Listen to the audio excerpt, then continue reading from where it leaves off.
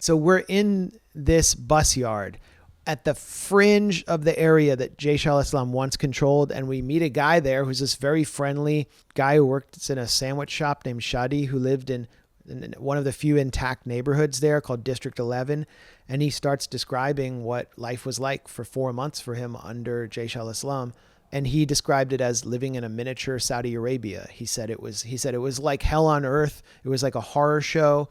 And they executed people in the streets. They didn't even cut their hands for violating the harsh religious law.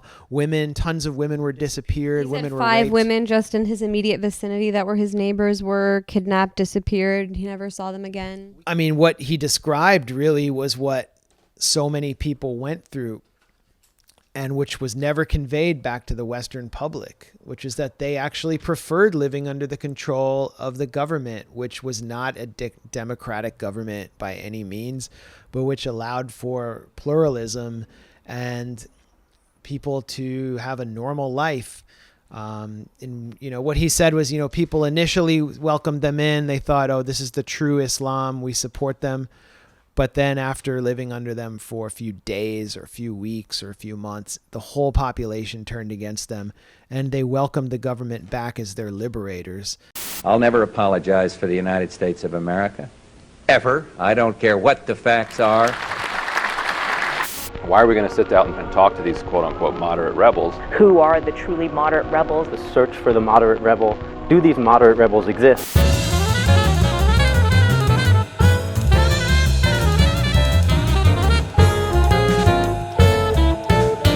Moderate Rebels. This is Moderate Rebels. I'm Ben Norton, joined by Max Blumenthal and Anya Parampil, a colleague of ours at the Gray Zone. And we're going to be talking about the trip that we all just took. Max and I just spent the last 3 months on and off in Latin America, and Anya joined us in Venezuela. And both of them also just got back from Syria. So in this, we're going to do it in 2 parts. We're going to talk about their reporting inside Syria, and people just lost their minds. So let's start with Syria. I mean, people totally they lost their minds. I mean, we've been facing a lot of attacks in the past several years. What minds did they have to lose? Yeah, exactly. This neocon psycho, Terry Glavin from the National Post in Canada, said we're like a traveling road show, a Kremlin-friendly traveling road show Kremlin gadfly, Kremlin-friendly gadflies. Doing a traveling road show to do public relations for dictators or something. And they mentioned that we were anti-Israel and hated Israel, like in the same sentence. They had to say it twice. Yeah.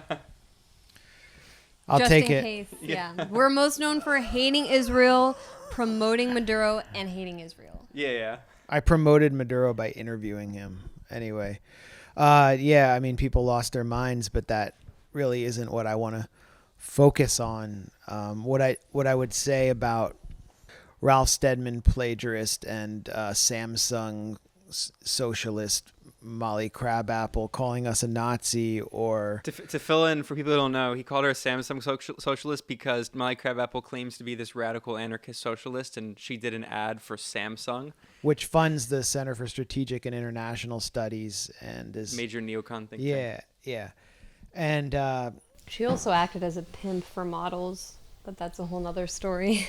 Whatever. She called us Nazis for going to Syria, and then reactionary suburban doofus turned professional white Salafi ally C.J. Werleman said that our lives should be ruined for doing You forgot this plagiarist, serial plagiarist. And serial plagiarist. And then he said, sorry for saying that their lives should be ruined. Please donate to my work. And like everyone is worthy of redemption, like he's like, religious holy figure. Well, C.J. Werleman is the perfect case of everybody. Wait, let's fill it in for people who don't know, who aren't as online as us. C.J. Werleman is a former arch Islamophobe that's what I was going to say. Who converted basically to becoming like, he's not actually Muslim, but he's just like a full-time propagandist for Islamism. He's like this doofus surfer in like Manhattan Beach or something. He's not a Muslim, but when he mentions Muhammad, he'll write peace be upon him. Whatever, but the thing is, redemption is possible. Yes, you can go from being a Sam Harris style Islamophobe to someone who promotes, like gives like a, oh wait, no, that was Murtaza who gave a fluff interview. Oh no, didn't CJ also give a fluff interview? In a piece in an Australian newspaper, because he's Australian, a significant leader of Syria's Al-Qaeda affiliate, who was himself Australian. When they were trying to rebrand themselves. Committed the worst case of embezzlement in Australian history, transferring state money from a child welfare program to Al-Qaeda in Syria, and then became a foreign fighter who is not Syrian, and then gave like these fluff interviews to Murtaza Hussein at The Intercept, and to CJ Whirlyman. They like basically washed this guy's balls, and he's like one of the worst criminals in the world.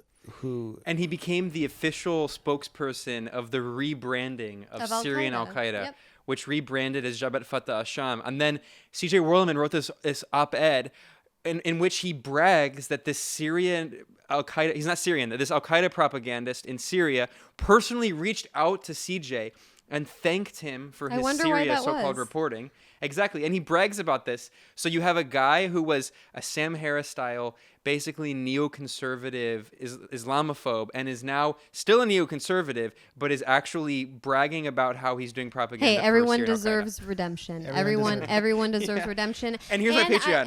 Patreon.com/moderate rebels. But I think really that's the only amount of time that we should dedicate to talking about someone like CJ. All I'll say is CJ. We will forgive you if you become a Patreon. Patreon.com/patron. And you stop becoming a howdy doody looking professional Salafi apologist doofus motherfucker.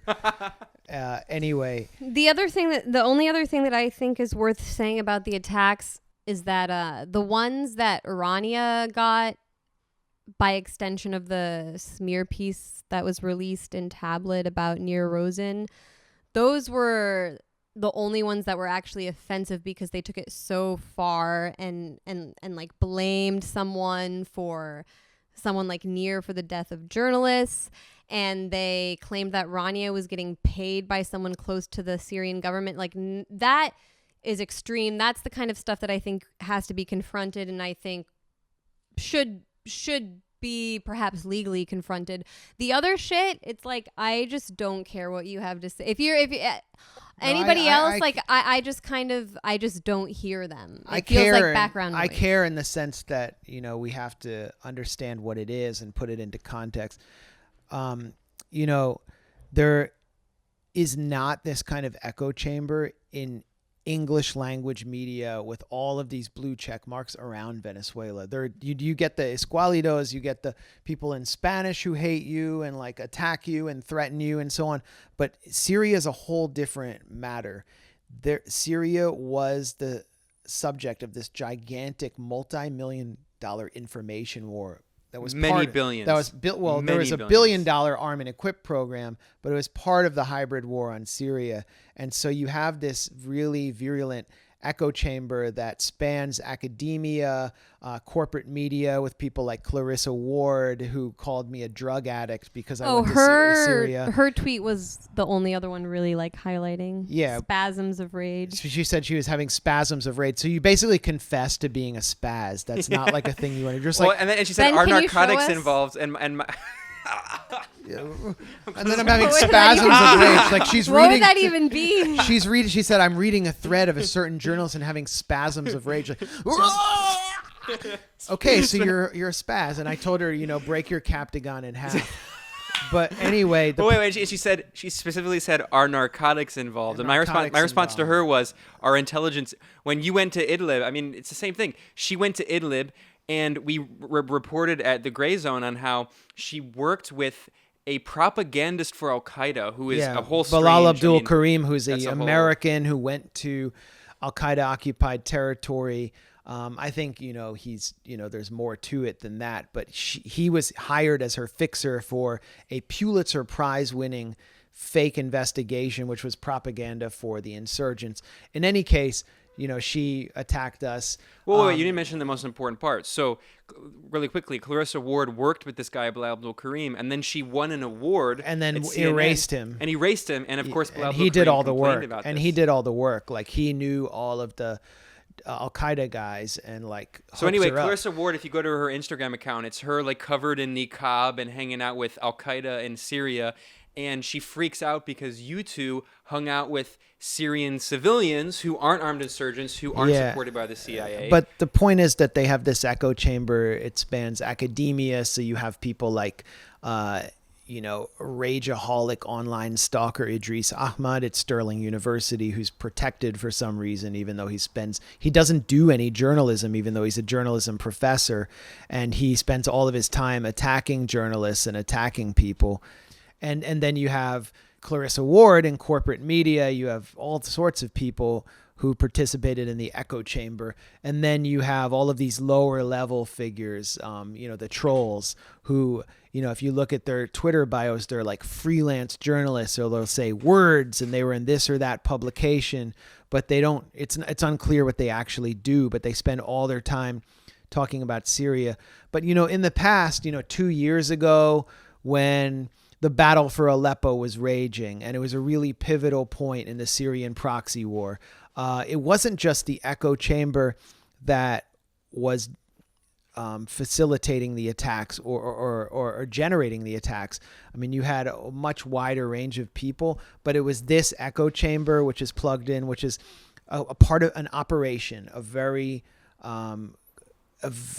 calculating and structural operation that is plugged into the hybrid war on Syria that formed the central node of the kind of background noise to the attack on Syria. And so when we went to Syria, the attacks were completely contained within this echo chamber and they barely seeped out, which is a good reason to ignore it. But it's also worth putting it into context that we have to understand what their agenda is. Their agenda is of a part with Washington's agenda, which is to isolate Syria and all Syrians who live within government-held territory, which is most of Syria, where most people live, from the world economy, from the rest of humanity. And the only way they can reach the rest of the world is by joining the desperate migrant trail to Europe.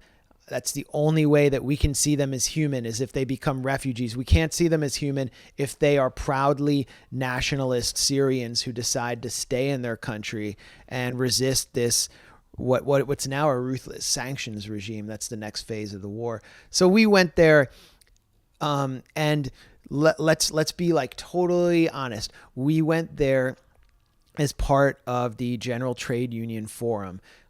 This is a 300,000 strong union in Syria, which was founded in 1948 when Syria began to decolonize. And it is part of the International Federation of Trade Unions, which is a global federation of mostly communist and socialist and anti-imperialist trade unions that was once regarded as a front for the Soviet Union, and now really stands as a bulwark against austerity and neoliberal economics. And we joined all of these trade unions, including a unionist from South Africa who was in Robben Island with Nelson Mandela, a trade unionist who is resisting the onslaught of Boko Haram in Mali and the killings of workers that Boko Haram has committed, people from West Africa, people from Lebanon, people from the Czech Republic, people from the Czech Germany. Republic who came there to condemn the reformist unions that basically sold out their pensions after the collapse of the Soviet Union. Italy. Iraqi trade unionists who were there to denounce the presence of U.S. troops in their country, which are destroying their economy because they're preventing them from even trading with Syria, because they're now situated, especially on the Syrian-Iraqi border. And a Canadian trade unionist, and this is really important for those of you watching, Don Lafleur, he is the vice president of the Canadian Labour Congress. This is the biggest trade union in Canada, and he's the vice president, and he, on his vacation days, took time to come to Syria to denounce sanctions on that country because of the damage it's done to workers. And just to learn. Like, he just had an open enough mind to come and see it for himself without caving to pressure. And now he's facing a hate campaign in Canadian media. CBC, the National Post piece I mentioned up at the top of this discussion, they're waging a sustained attack on him and aiming to dislodge him from his position as vice president, because aside from denouncing sanctions on Syria, he is also organizing a lot of Palestine solidarity events within his union. And then you had Tim Anderson from Australia, who has been sacked from Sydney University for, it was for social media posts about Israel, where he likened Israel to Nazi Germany, but it was really because he had gone to Syria unapologetically and said, I stand with the government against regime change. Went a little further than I would go, but in any case, academic freedom went out the window at that point, and he became the target of state media attacks. So he spoke about his legal battle against the university there. And then we fell under attack. But the thing about us is, like, we're the gray zone.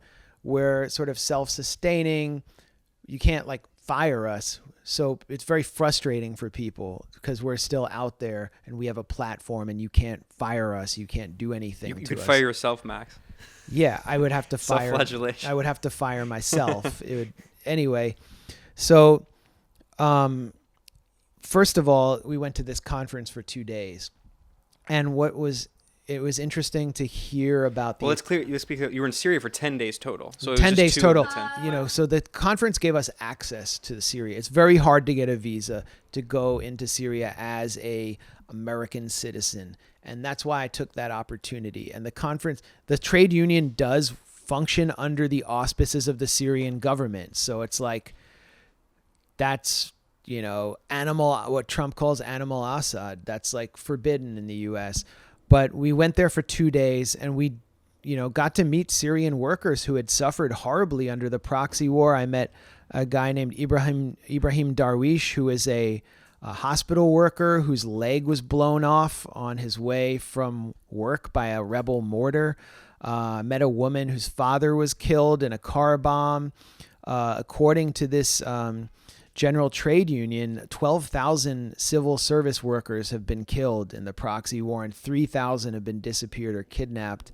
You can look at in Aleppo early on in 2011, the Free Syrian Army, the CIA-backed so-called moderate rebels, actually invaded a post office and threw postal workers off the roof because these are government workers. Government workers were continually attacked. They were killed trying to repair railroad lines to Deir ez-Zor, the northeastern Syrian city that was eventually overtaken by or surrounded by ISIS.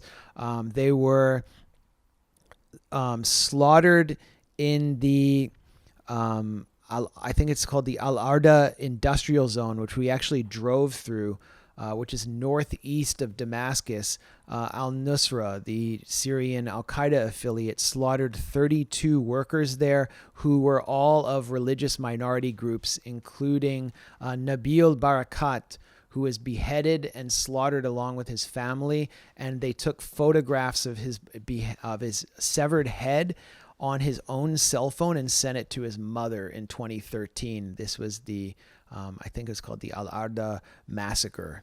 So, we learned about these attacks on Syrian workers. But basically, aside from being in this conference, we were given free rein to do whatever we wanted and to go out. And Rania Khalek had a lot of contacts in Damascus already because she'd already been there. She lives in Beirut. So we got to meet people around the city right away, and we went out on our own. We didn't have government minders coming places with us telling us, you can't talk to these people. And we heard a lot of criticism of the government or the security state from within loyalist circles as well, which was fairly remarkable. And, after the conference was over, me and Anya went and stayed in the old city on our own. And all the conference organizers asked from us is that we have a local Syrian number for our own safety, because it's still not an entirely safe country. They can't let us just go wherever we want and not be able to reach us in any way. But we never came into contact with another government person after that point. We just, for the whole week, we did not have any contact with any government people. We were just chilling. And we were totally able to reach out to just local contacts that we had as journalists through Anya, and I had some friends there, and we even asked them during the conference a few times, like, can our friend just pick us up and we're going to go see Sednaya, where there's a ancient monastery that was almost taken over by foreign-backed extremists. And they were like, sure, fine, like just go. And I'll be totally honest, just because I, as a reporter, I wouldn't have been surprised, honestly, if I was going to a country several years into a civil war, even on the way out. I was expecting there to be some sort of control, even just for our safety. Like, I wouldn't have been surprised if they wanted to know where we were or have someone there just to watch out for us and make sure that we weren't going somewhere that was dangerous. And there wasn't even that. And I wouldn't have even... I do think they had, based on what people who I know who traveled to Syria during the height of the war, based on their experiences where there was more control, I was expecting more. And I wouldn't have been offended by more. But I was expecting more just for our own safety, that they would... Yeah, that's what I mean. If a Western reporter or a Westerner got kidnapped there because they did something stupid, went where they shouldn't be, that would have been a public relations disaster for them. But it was really just a reflection of where they are in the war. They are comfortable enough now to let people come in and to travel on their own, because it's not as though you're going to walk into the wrong neighborhood and be kidnapped by Al-Qaeda or something like that. And let's talk about where you went. So at the Gray Zone, we're working on editing some of the footage and photos that Max took, and we're going to make a documentary about their trip. Talk about, you went to Malula. This is a Christian community, and talk about some of the other communities you went to. Malula is one of the most special places on earth. I mean, it is the only place on earth where Aramaic is still spoken. It is a village that dates back to the 5th century AD, to the Byzantine period. At least that's when it sort of Christianized. And many of the monasteries there are built on pagan temples. But it also has a substantial Muslim population. It was 50-50 Muslim and Christian before the war. And the Muslims have not been Arabized, so they speak Aramaic too, as far as I know. Half the town was hired as extras in the Passion of the Christ, because it's built up in the mountains. It's built in the into the mountains, actually. Into the mountains. Like there's little cave dwellings, churches that are built physically. The mountains of Kalamun, 65 kilometers northeast of Damascus, very close to the Lebanese border, which is where al-Nusra started to slip in. A lot of the insurgents slipped in with the help of the kind of like Hariri forces in Lebanon. And they invaded this village in September 2013. They were pushed out, and then they came back in December and kidnapped a dozen nuns and used them as collateral for a prisoner exchange. Qatar negotiated that exchange. Yeah, basically Qatar paid them off because they were like... Or Qatar had control over the groups that had done the kidnapping. Yeah, basically. Meaning Al-Qaeda in Syria. Al-Qaeda in Syria was a Qatari card. They were answering to Qatar. Yeah. You can't talk about that in Washington because... for some reason. How much does Qatar own? Yeah, exactly. Not just media, but they funded the Brookings Institution for a long time. I think they still do. During the Stanley Cup Finals, they paid for the metro system to be open late so that fans could go to Chinatown. I mean, they're really doing a lot. Yeah, this is shocking. Qatar paid for fans to go get drunk. The Qatari monarchy, which like supports Al-Qaeda. They actually did. This is shocking because I mean, it really shows how Constantinian, how imperial the church in the U.S. is. Even the mainline churches, but the evangelical church especially, who always talk about Christian persecution, they never said shit about this because they're so tied in with the U.S. national security state. This is like... And Israel. Malula is the essence of Christianity. Like, you hear Aramaic prayers. That's the language that Jesus spoke. It's about as close to the deepest heart of Christianity as you can get. And this village and its heritage was almost completely destroyed by the most toxic Wahhabi element that ever existed, Al-Qaeda. Mm-hmm. And we're talking about a place which, like I said, was 50-50 Muslim, harmonious before the war. And now? Well, now... I'm not sure what the percentage is, but it had a population of between 20 to 30,000, and now Christians. People period. And I mean, they come and go, but in the summer it's like 20,000, and right when we got there it was about 3,000 people living that there. had come back, because that was one place where a lot of people were killed, but the majority were just forced to flee, and that's what most people did. So they basically just totally destroyed this centuries-old community. They didn't totally destroy it. It was very strategic. What they wanted to do is demonstrate that they could do anything.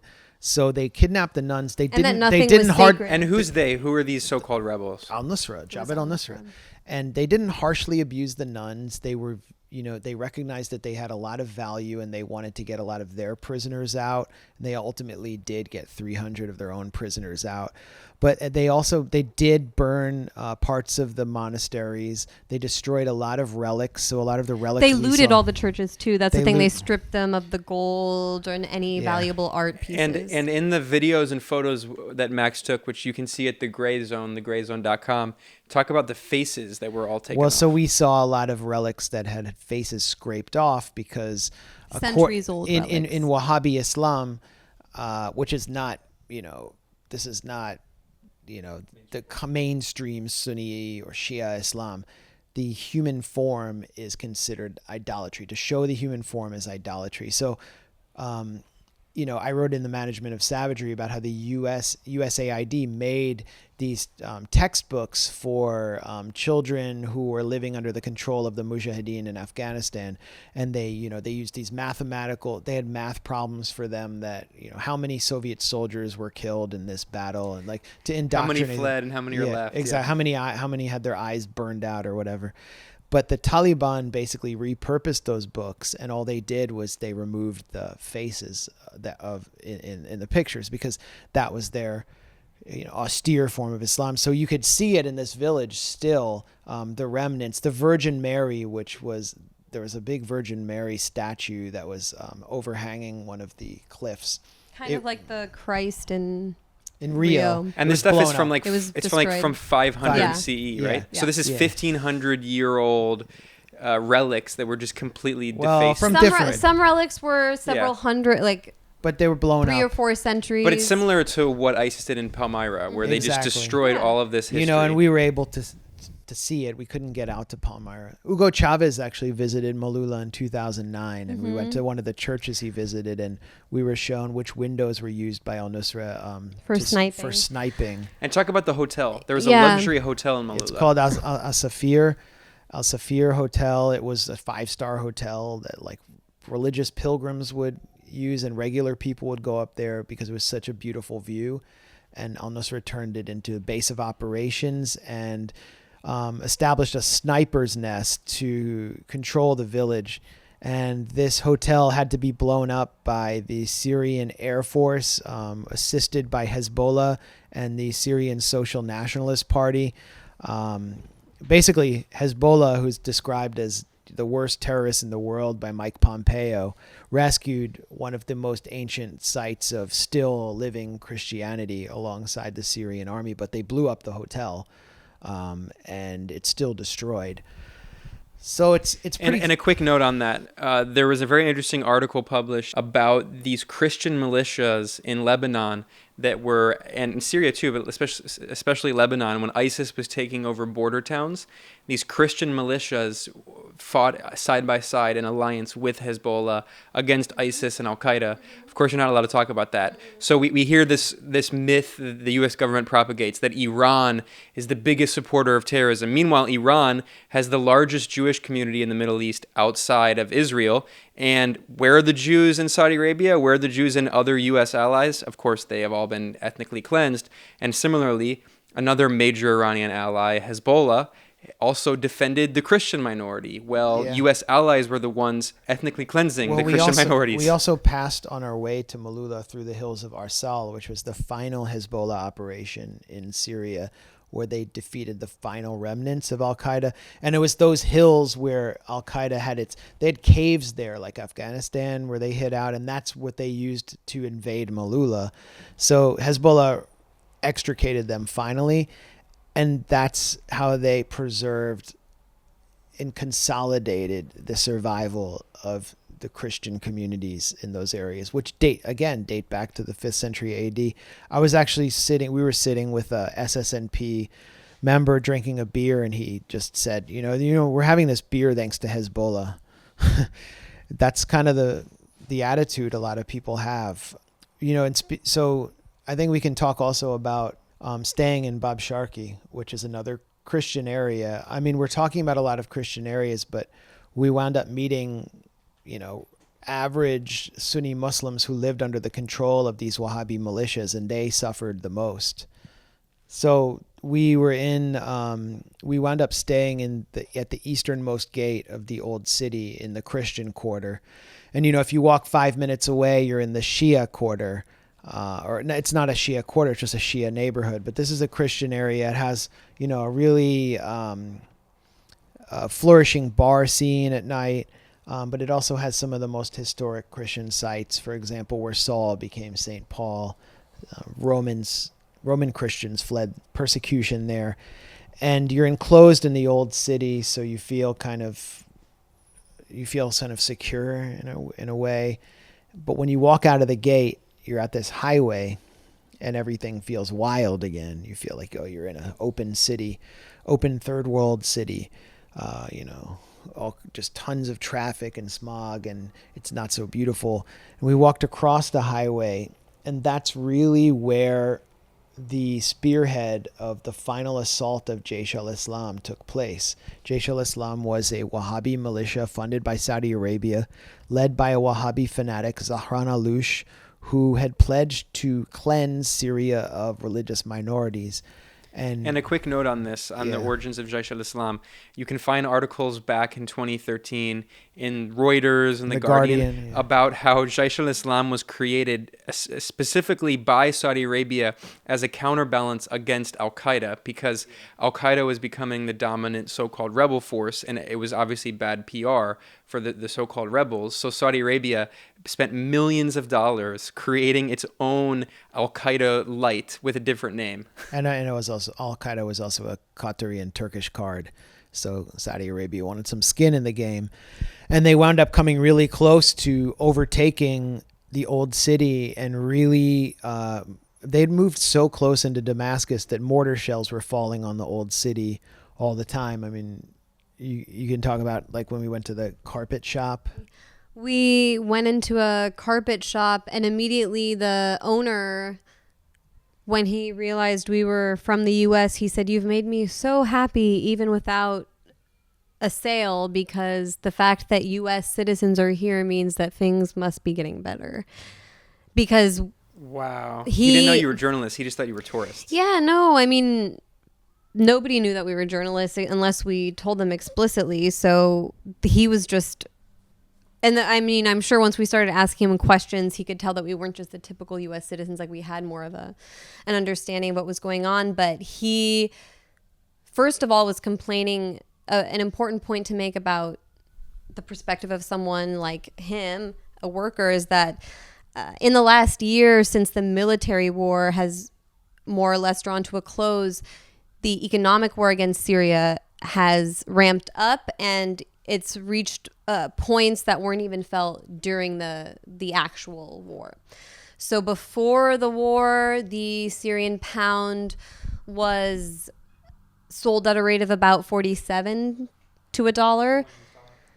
Now it's about 650, and it can go up to 700. And it's really interesting because it reminded me a lot of what people said in Venezuela, where they said it just changes from one day to another. We're not even sure who's coming up with these numbers or who decides, but it's just out of control.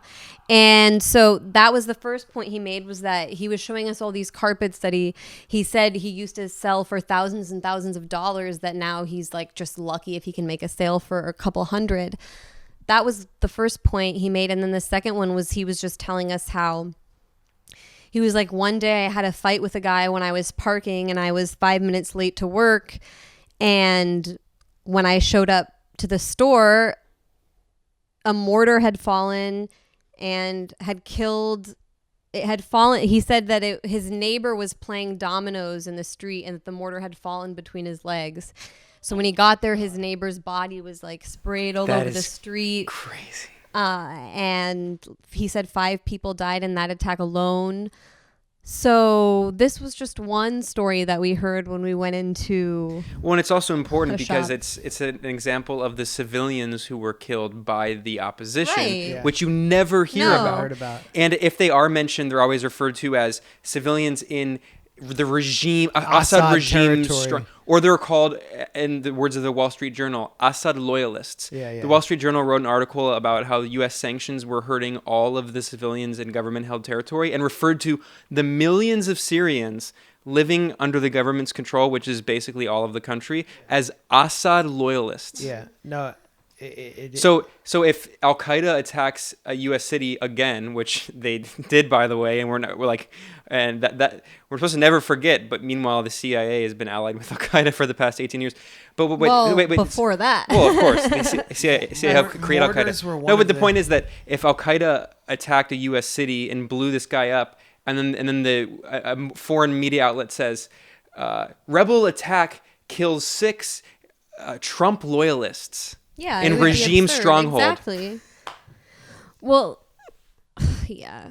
I wanted to just make one other point about Malula, since I didn't get to make it when we were talking about it before, was that we had the chance to visit with a former colleague of the Friends who took us there, and she was a Christian who was staying in housing that the church now provides to people there, regardless of their religion. And this is the Orthodox Church, right? I think so. Yes, a lot of Greek Orthodox. I believe that's the predominant branch of Christianity in Malula, and also in Damascus. I noticed a lot of the churches were Greek, but There are different Christian right. groups, so it could be several. Yeah. But a lot of the church writing on the walls and everything would be in Greek characters. So we went to her home, and it now, like I said, she lives in an apartment with her extended family that's provided by the church, which they give to people regardless of religion. But she was one of the people who was out of Malula on the day that the day that Al Qaeda took over in September of 2013, September 4th, 2013, and so she could never go back. And until it was liberated, and she was living in the apartment where we visited her because her larger family home had been destroyed. And that is just, again, another personal story that we heard from people. I think it's Her useful. balcony had been partly damaged by a mortar. Yeah, the place where she was currently living had also been hit by a mortar, and it's way below on the ground. When you can look up and see the hotel that Al Qaeda controlled, and they were just terrorizing the people below. So I think it's really useful to just keep the personal stories of the people that we met in mind, because everybody that we met had suffered loss because of the armed group. Everyone we met, everywhere I'd say, did a mortar hit here? Did you experience? And they'd be like, yeah, a mortar hit the top of our roof on this date, and then a car bomb blew up outside. Like, we went to an art center in, I think it's called the Casa neighborhood, and they said a mortar hit the roof in April 2018, and then a car bomb blew up outside and killed like 5 or 6 people. But the mortar was a really cheap weapon that was shipped into Syria through straw buyers in Eastern Europe, funded by Saudi Arabia and the U.S. And then the CIA organized the rat lines through the Incirlik air base, or it came over through Lebanon through the Hariri networks, the Future Party, and that wreaked a lot of havoc on Damascus. These mortars, they were just constantly falling. There was a mortar in Bob Sharkey that had hit a wall, and the community made a mural out of the mortar. The government tried to arrange humanitarian corridors out of a lot of these areas in Ghouta and Jobar, in Ain Terma, in the eastern suburbs, and when people would come out of the humanitarian corridors, the militia groups would start shooting at them and sniping them and to try to keep them in. Because once you lose the civilian population, you don't have collateral, you don't have anything to negotiate with. And they didn't want to negotiate. it was all up to Saudi Arabia and Qatar whether they negotiated. There was the Al-Rahman Brigade in Ain Turnama, which was controlled by Qatar, and they would actually fight with Jaish al-Islam because that was the Saudi proxy. And Saudi Arabia and Qatar were competitors. So 1,000 people died within those neighborhoods in those internal fights. Ultimately, the government decided the only way to get them out was full-on artillery and aerial assault. And so they were basically carpet bombed. And as we were driving to Malula, we would see on the highway just nothing but ruin, just blown up buildings for kilometers and kilometers and kilometers. And, you know, we can... There were still some places, though, that they managed to defeat the armed groups with man-to-man combat. Like, they did have to go through that in some areas, and they did, but it got to a point where, like, they were going into the sewers. They were using human shields. One man told us about a time when the Syrian army was making progress against Jaish al-Islam, and so they put a bunch of civilians in a warehouse on the edge of the territory and basically told the army, if you advance, you're going to have to kill all of these civilians. This was, you know, an interesting encounter that I was talking about before. So we had gone across, we walked out of the old city and across this highway and started to walk into Ghouta. And you realize how close Jaish al-Islam was to this historic Christian area that they wanted to ethnically cleanse. And we were stopped at a military checkpoint, and the commanders was like, you know, because you can see I'm a Westerner. You can't go in there. And he was like, I'm cool with you going in there, but my higher ups, if they find out about it, you know, I'm screwed. So, and I mean, you're dealing with places that haven't been totally cleaned out. There could still be improvised explosive devices or anything like that. Unexploded ordnance. So we turned back and we went back on the highway, and then you know, we slipped back into that area and walked through this yard of that was like a graveyard of green buses, public buses, that were riddled with bullets and had been destroyed by the war. And there were like hundreds of these buses. Really quickly, talk about these buses because they've become kind of infamous. Well, they eventually were used to take, once the Syrian government negotiated peace agreements with areas controlled by the armed groups, they bussed them all to Idlib, which is still the main piece of territory controlled by those groups, on the green buses. So there was a lot of coverage in U.S. media about how those buses were like a symbol of Assad's genocide. There or were shame like buses, and specifically there was a major attack, a suicide bombing targeting some of these civilians in these buses, where they blew up children. First of all, you know, you never see in conflicts that the U.S. is involved in where they let their opponents go out of territory that the U.S. captures with their weapons to fight another day. It just never happened, but that's including in Syria, for instance, in Raqqa, which was ISIS's heartland that the U.S. now militarily occupies, essentially, allied with Kurdish majority forces from the YPG. There, they just destroyed the entire city. They leveled everything to the ground. Yeah, so these buses were initially supplied by China as just public transportation, and what they represented was the destruction of the state, the public transportation sector under attack. These buses had been destroyed, like hundreds of them. They were no longer in service. But yeah, in the Western mind, they represent the defeat of the freedom fighters of Al-Qaeda, who eventually went to, I mean, just every armed group was just dumped into Idlib, and it became kind of like this warehouse for every fanatic. Yeah, well, I was also so you were talking about the 4 towns deal, you know, and one of the towns was called Rashidin, and these were Shia Syrians who were surrounded by Ahrar al-Sham and I think Jabhat al-Nusra, or, you know, Turkish and Qatari supplied Salafi groups, and basically Ahrar al-Sham was expected to provide security for these Shia as they were taken out on buses to get aid, and then Ahrar al-Sham agreed to leave the town. But they didn't provide adequate security. A blue pickup truck pulled up to the buses as children and women were getting on. It was mostly women and children who were being held. And someone from the pickup truck threw out potato chips, and children started gathering around because they were so goddamn hungry. And then whoever was in the pickup truck just blew themselves up and slaughtered 80 children and women, mostly children. And a CNN reporter, reported on it for about 30 seconds and described it as a hiccup on the way to a bigger deal. And of course, all of the media attention was about Medea, a town we visited, actually, Blumenthal, which is a town that had actually been besieged by the rebels around who took Medea. That was, again, Arar al-Sham and Jabhat al-Nusra. And Medea, we heard so much about it. It was a starvation siege by the Assad regime. And Marvel Comics made this comic, Medea Mom, to dramatize the plight of the people inside Medea.